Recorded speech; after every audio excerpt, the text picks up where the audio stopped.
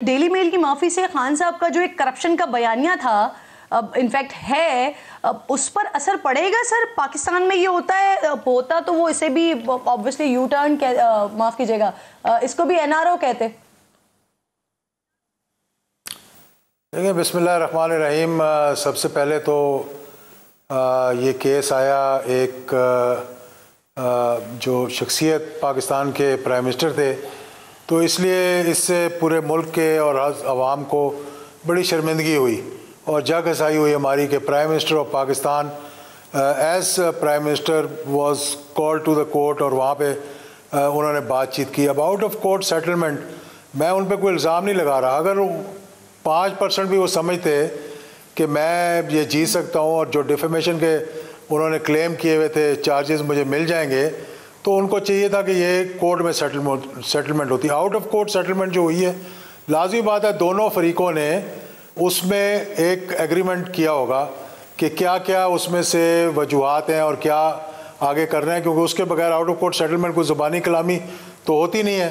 तो मेरा ख्याल है कि वो जो आउट ऑफ कोर्ट सेटलमेंट हुई है और जो रिटन एग्रीमेंट हुआ है दोनों पार्टीज़ के दरमियान, वो कौम के सामने रखना चाहिए ताकि पता लगे कि कौन सी शिक और कौन सा जो इल्ज़ाम था किस पे माफ़ी मांगी गई और किस पे माफ़ी नहीं मांगी गई। आउट ऑफ कोर्ट सेटलमेंट जो होती है वो ज़्यादातर जो फरीक केस करता है उसकी तरफ से नहीं होती। जिस पे केस होता है वो अमूमन कोशिश करता है कि आउट ऑफ कोर्ट सेटलमेंट हो जाए। एजाज साहब, इलेक्शन की तारीख के अलावा तो खान साहब किसी और बात पर बात करने को तैयार ही नहीं है सर, लेकिन इसहाक डार साहब की सदर साहब से मुलाकातें हो रही हैं, फिर खान साहब इस बात पर अग्री हो गए हैं कि वो अपना एक नुमाइंदा जो है वो ऐवान सदर भेजेंगे जहां पर बातचीत का सिलसिला आगे बढ़ेगा।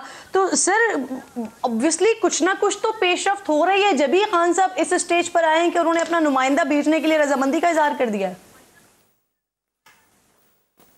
देखें, पेशरफ तो काफ़ी अरसे से हो रही है, लेकिन 1 पॉइंट एजेंडा है इलेक्शंस की डेट का ऐलान करें और उसके बाद फिर बैठकर बातचीत गुफ्तगू करें। मेरा ख्याल है कि यही पीटीआई का एजेंडा है। मैं उनका मतलब अंदर की बात मुझे मालूम नहीं, लेकिन जो मेरी गुफ्तगू हुई है, जो बातें हुई हैं और जो उनकी चीज़ें सामने आई हैं, उसमें तो यही ज़ाहिर हो रहा है कि वो चाह रहे हैं कि पहले इलेक्शंस की डेट का अनाउंस करें, उसके बाद बैठकर जितने भी मुज़ाकरात हैं, जैसे भी मुज़ाकरात हैं वो कर लें। हुकूमत को देखें, कई अपॉर्चुनिटीज़ मिली थी। एक दफ़ा खान साहब ने कहा था कि आप साइफर पे बना दें, कमीशन बना दें, तो हम असेंबलियों में वापस चले जाते हैं। मेरा ख्याल है अगर बातचीत आगे चलती तो अगर इलेक्शंस का ऐलान करते तो भी हो सकता था कि वो कहते आएँ अब असेंबली में बैठकर बाकी मामला तय कर लेते हैं, क्योंकि वो कॉन्स्टिट्यूशनल चीज़ें हैं। इलेक्शन कमीशन के बारे में, EVMs के बारे में, उसके ओवरसीज़ पाकिस्तानीज़ के वोट के बारे में और दीगर जो मसाइल होते हैं इलेक्शंस की ट्रांसपेरेंसी के बारे में। आज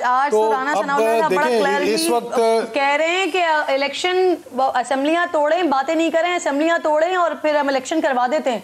तो राना सनाउल्लाह साहब तो बड़ा क्लियरली कह रहे हैं। अच्छा सर, दूसरी तरफ अगर कुछ नहीं भी होता तो मौलाना साहब की नाराजगी नजर नहीं आती। उनके पास अब आपके पास ना बड़ी अंदर की खबरें होती हैं सर। क्या हुकूमत और अपोजिशन के दरमियान जो मुज़ाकरात होने जा रहे हैं उसमें पिंडी का कोई रोल है एजाज साहब?